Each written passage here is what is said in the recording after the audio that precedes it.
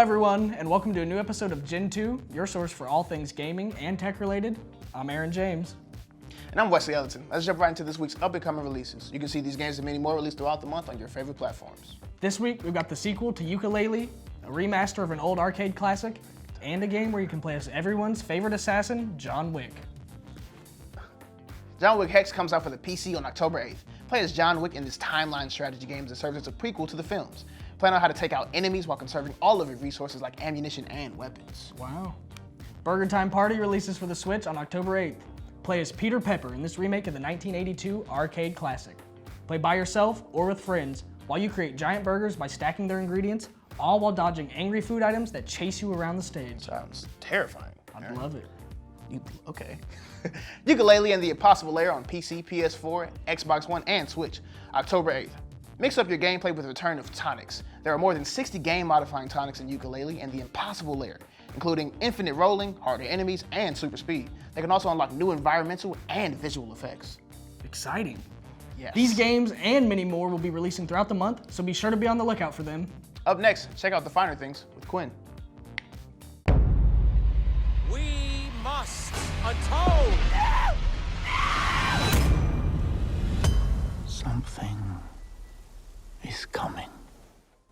Hey everybody, welcome to The Finer Things, the show where we examine games for their artistic value. I'm Quinn Foose, and in case you were unaware, the definition of insanity is doing the exact same thing over and over again, expecting different results. So, in order to at least keep up appearances that I am not in fact insane, we're going to be doing something a little bit different on today's show. Usually we discuss individual games, but today we'll be discussing an action-packed series coming from Ubisoft.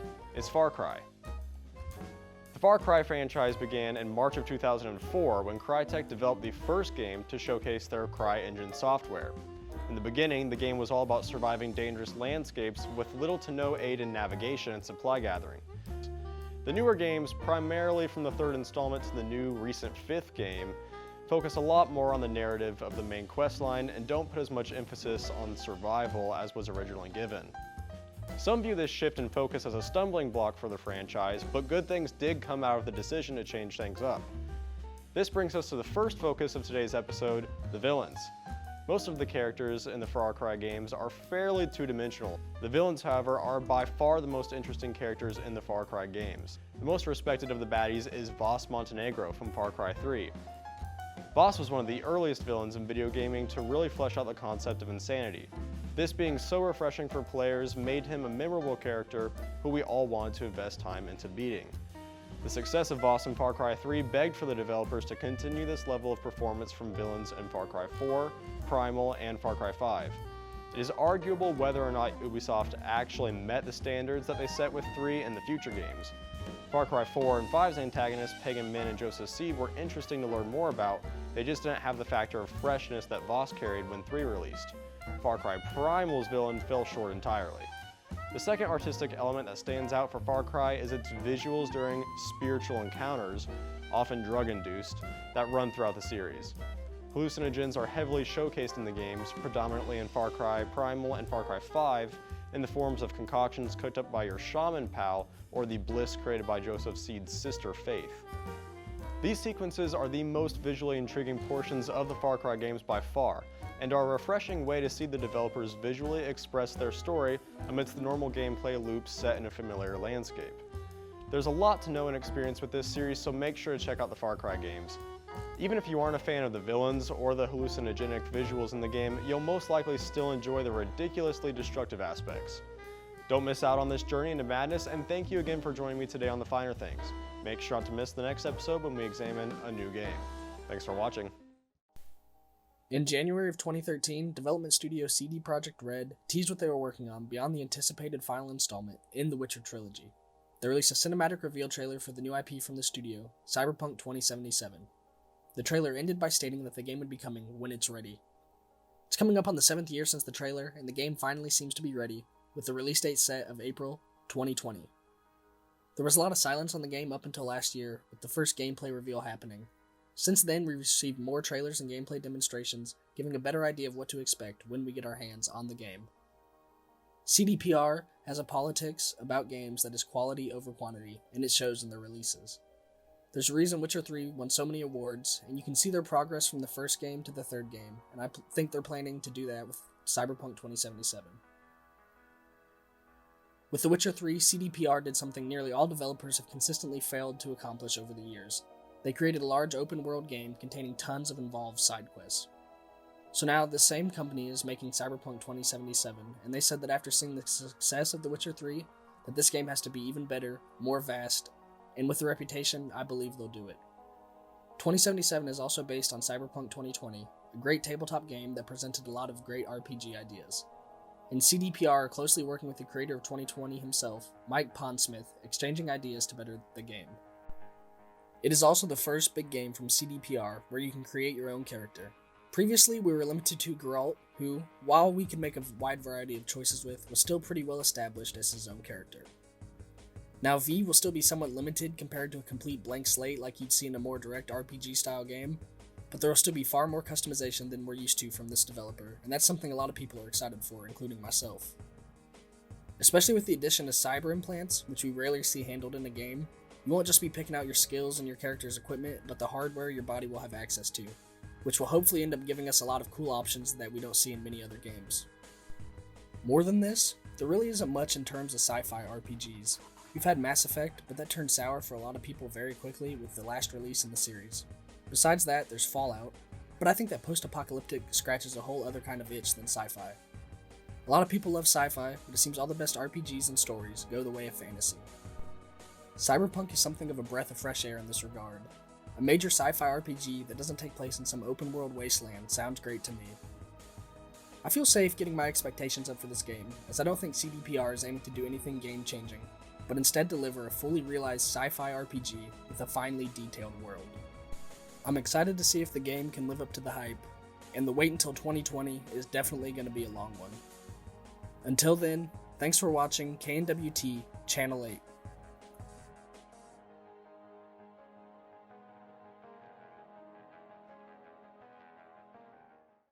It's a new week on Game Breakers. I don't want to play another game. I can't play another game. I need to play NBA Street. I need to keep playing NBA Street. That's right, guys. Your eyes do not deceive you. This is not your mind playing tricks on you. We're playing NBA Street again on Game Breakers 2 weeks in a row. Now, honestly, guys, I didn't have enough time to talk about it last week. You know, we had to finish the story with what's going on with the converter, but now that that's over, we can finally get into the nitty and gritty of what makes NBA Street NBA Street. Let's start off from the beginning, guys. NBA Street came out at a time in basketball history where street basketball was at the top of its game. This big influence and influx of street basketball really stemmed from the And1 series. Now, And1 was a street ball organization that held a lot of games, and they really put a lot of players on blast. Some of these notable players are players like Hot Sauce,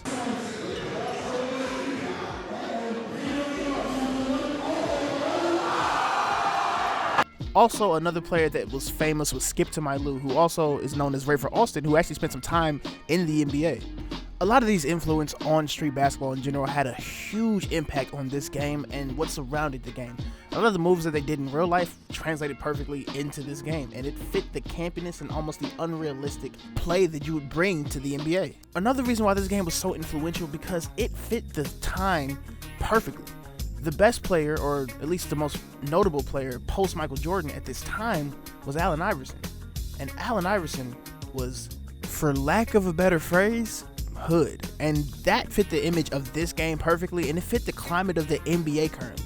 A lot of African American players were kind of exerting themselves and showing who they were and weren't really afraid to show who they were. And this game perfectly represents that expression in people who wanted to play in the NBA and people who never got the chance to. And they were able to create their own player and they were able to sort of experience an NBA game through a street ball version, which they're way more familiar with.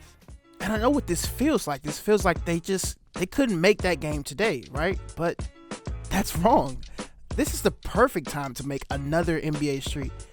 With all of the social media influence on basketball now, street ball, or basketball outside of the NBA, is one of the most popular things on the internet. Now, obviously, the studio that launched NBA Street, EA Big, is no longer around, it's defunct, but EA still has the rights to NBA Street, so they really could make a game, and it could change the series for them because they haven't made a good basketball game in a long time. And finally, guys, that is it for NBA Street on Game Breakers for now. It finally feels good to get everything off of my chest that I love about this game, so we'll see you next week on Game Breakers.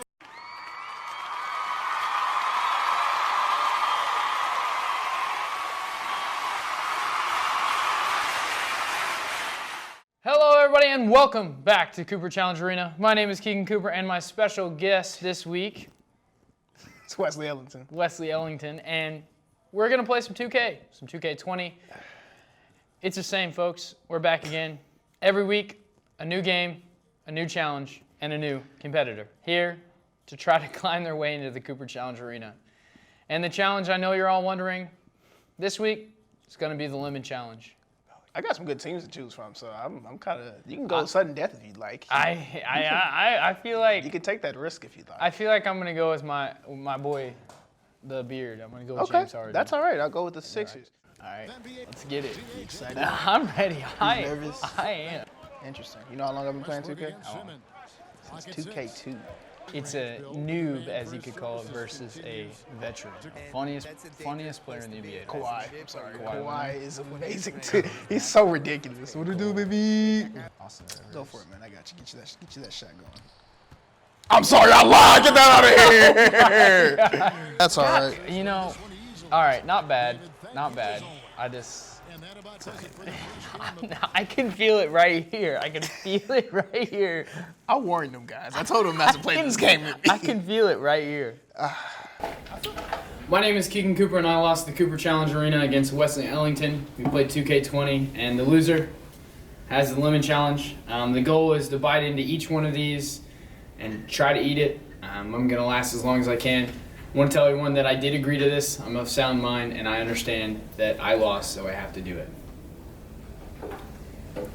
Don't mind me peeling a casual lemon. Perfectly peeled lemon. Wes, I'm never playing 2K against you ever again.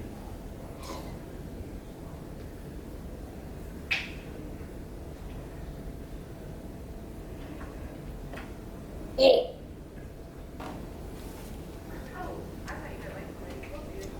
Oh my God. I'm crying.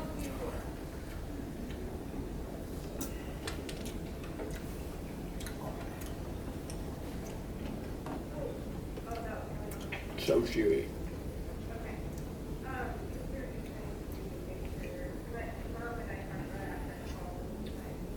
So many seeds!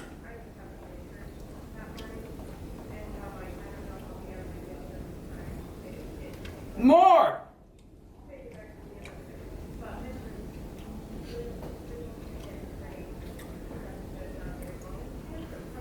We'll see you next week. Maybe. Hello and welcome to D&DFD. I'm Dicey. Let's get started. Last week we looked at all of these races. This week we're going to finish off the rest of the core races with some of the more exotic ones. First up is the half-elf. Half-elves are a crossbreed between humans and elves, taking benefits from both of the races but having none of their weaknesses. Half-elves are cool because they get an increase to charisma and then one other stat of your choice. This can be very versatile both as a caster or a warrior. Next up is the half-orc. Although not as graceful as the half-elf, but still pretty awesome, half-orcs are the result of a human and orc pairing, which can be somewhat rare. The half-orc gets a bonus to strength and constitution, which makes them ideal warriors or barbarians. Now comes to one of my personal favorites, the Dragonborn, and no, they didn't steal the name from Skyrim. D&D came up with it first. The Dragonborn are super cool just because of their ancestry and the lore surrounding the whole race. To make a very long story short, a long time ago, a subspecies of dragons appeared to start taking on humanoid traits, so they diverged and became their own race and species. Each Dragonborn gets an increase to strength and charisma. Also, they get a super cool breath weapon based on what type of dragon they are. Finally, for the core races is the Tiefling, the supreme edgelord of D&D. All tieflings have one common trait, and that is, sometime in their family's past, somebody did it with a devil, and poof, tieflings can come in all different shapes and sizes. They don't have to be red and have cloven hooves. They can actually look very different depending on what your DM will allow. Tieflings get a bonus to charisma and intelligence. So there are way more races than what I've just discussed, but these are the core races of Dungeons & Dragons. They can all be found in the player's handbook. At the time of recording this, there are 36 races officially recognized by Wizards of the Coast. But since this is an introductory series, I decided to keep it simple. There are so many racial options out there for you to try. There are animal people, weird people, big people, and even magical robots. So something I'd like to mention at the end here is that there are even more races made by other players, quite possibly in the thousands. There are thousands of homebrew races that you can find online. I'd like to caution you before you choose one. You need to make sure that your DM knows that you're doing it, and that this race isn't completely broken. A lot of people go out there and make homebrew races and put them out there in the world without really considering how they would be balanced in any kind of game world, aside from the one that they're playing in. So just make sure the race you pick isn't absolutely broken. Tune in next week where we start picking out a class. I'm Dicey, and keep watching here on Gentoo.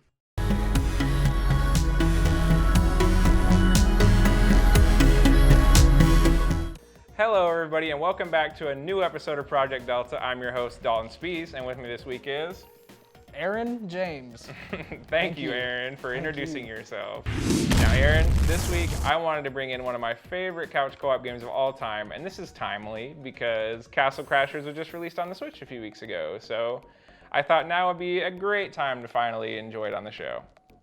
And of course, Aaron, I'm playing as Blue Man because blue is the best color, and so that's why I get to play the Blue Man. He's also got some really cool icicles because I leveled up my magic because I am over leveled because I like to do things like that. So you're the Gray Knight, so for what reason did you decide to be gray? Well, I used to have a favorite color, probably red or blue, honestly. Okay. But I'm not a child anymore. I can appreciate every color serves a purpose. Aaron James is confirmed a man, and this man needs no favorite colors. I am a man. Supposedly. Oh, I just used a potion. That's crazy. Apparently I'm not overleveled anymore. Yeah, you are. Nope. These guys aren't doing anything to you. No, Look at your health. Because I just used the potion. Okay, the let potion one of them puts hit me you. at max Let health. one of them hit you. Okay, here, I'll stand right. See, look, he doesn't even want to mess with me. Exactly. That's how overpowered you are. He knows I'm an absolute mad lad. But Aaron, one of the main points I wanted to hit was how important the same screen co-op has been in my and probably your life. I grew up playing Gauntlet with my older brother and my uncle, and it was always a great time. It was on the PlayStation 2, and it was just like, I can vaguely remember like crawling through dungeons and killing monsters, but I was like still not smart enough that I even had really any clue what was going on. So if they wanted some good loot, you know, I just had to let them have it because I didn't know any better. But I'm wondering, did you have any experiences like that growing up where, you know, you just plopped down on the same screen with somebody and had some fun? Yeah, so I feel like quite a few of the James Bond games actually. One of them for sure, 007 Agent Under Fire. It was on the PS2.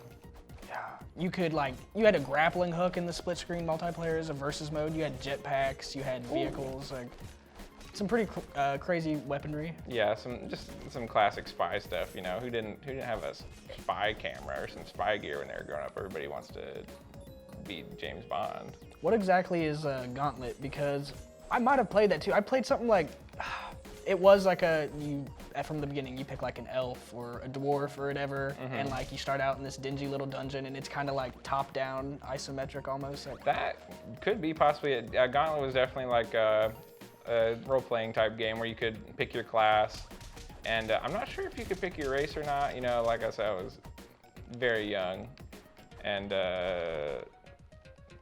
I can vaguely remember it, but you know, you might have played it. I had a great time just because here we're finding out the classic question to what a bear does in the woods, and it doesn't look very good. But yeah, one big thing about couch co-op and why it might possibly be dying is because you don't have to be in the same room as anybody to play a game anymore. You know, you can go online and play with people who are in a different state, in a different country, on a different continent. You know, like it's no big deal with connection just about as good as what you can find if you're in the same room playing on the same screen. So it's not really like something people work too much to make, but some really recent like great games are, I've played Guacamelee 1 and 2, and those were both like fantastic games, mostly because of how much I love wrestling. And also that game has a lot of memes in it for no real reason, but you know, wrestling, luchador wrestling mixed with memes, that's just my kind of game right there. But also Cuphead, of course, which is too hard for me, so I skipped that one. But are there any like recent co-op games that you really enjoyed playing? Well, it's not really co-op, but it is like a couch versus game. Nidhogg and Nidhogg 2. Okay. Me and a few of my friends, we have that. See, now those are, we'll sit down and those are two games that's a series I haven't heard of. Can you like tell me what goes down? Nidhogg is, I guess, a sword fighting game to an extent, and it's a side scroller, and at the beginning of the match you start on either side, and there's so many screens that one player has to clear moving in the same direction. That sounds somewhat familiar. Is it like, you said it was like sword fighting type thing, right? Yeah, Donkey has a video where he played it. That's what got it. That's what put us on Here, it. I'm gonna revive you because I'm a good guy. I'm not sure. You got about half. We gotta save that rabbit. All the forest animals are trying to escape this monster that's chasing us. You can just hear him thudding through the jungle, but now we've got to make our escape through whatever this giant wooden thing is. Ooh, look at that hand. Uh-oh, that's a big hand. Uh-oh, the big bad man's coming for us. Now we gotta ride our little deer to safety. Oh, we're not off to a good start. Yeah, I want the other one. The other one? The rocket thrusters. The rocket thrusters, of course. Yeah, so this game came out during a time where, you know, arcade games were like still like really huge, like on the Xbox Marketplace and on the PSN. There were games like, of course, Castle Crashers, but also Fat Princess, which was a PlayStation exclusive where you had to, you die. No, how could you die on me? But like Fat Princess, where you have to invade the other team's castle and steal their princess and bring her back to your place. I think you might be stealing your own princess back. I don't know. I've only ever played Xbox, so don't judge me too hard on my knowledge of Fat Princess. But are there any games that like you remember playing like back in the 360 days or on the PS3 that they were just cheap, but they were really just fun to play? A cheap co-op game, couch co-op even, would be Splosion Man. Splosion Man was pretty great. Of course. It was pretty frustrating too, though. Yeah, speaking of another game that would be super frustrating that's like, you know, was in that arcade heyday, Super Meat Boy, which is basically Dark Souls before Dark Souls. Whatever. But that game was just like, you know, it was pretty much a Super Meat Boy because it's pretty much just getting thrown into a meat grinder the entire time. Like if you got through that game without dying like hundreds of times, you were probably pretty decent at it. It's pretty vague. Well, you know, that's just kind of how games are. There's sharks and bats coming after us, but I'll swing them off with my big hammer. What are they doing in my waters? You need to like hop on I'm old Greg. Hop on something. Oh yeah, you can steal my fish. I'll jump. Oh no. I want to get on this guy. I think he might. Look, You he's just crying. bludgeoned him to death. He's crying. I think he's dead. All right, here we go. Oh no. Tactical maneuver. Oh, he got smacked. This is just going terribly for me. I just ran into a rock, so you know. Oh, yeah. Could be going better for me, that's for sure. Oh, I got the. I just got sniped. But another like game genre that this fits within is like a side-scroller beat 'em up, which of course they were huge in like the 80s and the 90s. You had games like Streets of Rage, Double Dragon. It's all those like fun ones, and of course one of the greatest games of all time, one of the greatest arcade games of all time, Teenage Mutant Ninja Turtles: Turtles in Time, which you know you just go and stuff your coins in that bad boy, or even the legendary Battletoads, one of the hardest games of all time, But your local GameStop, make sure you call GameStop and say, hey, you guys got Battletoads? Because, you know, there's a high chance that they do have Battletoads. Have you ever called and asked? You know, I've never really had the need. I don't have the system that would play Battletoads. We need to stop this catfish from punching me in the face. Yeah, what happened to the other thing that was chasing us? I really don't remember. You know, it just morphed into a big fish, but Is that the same thing then?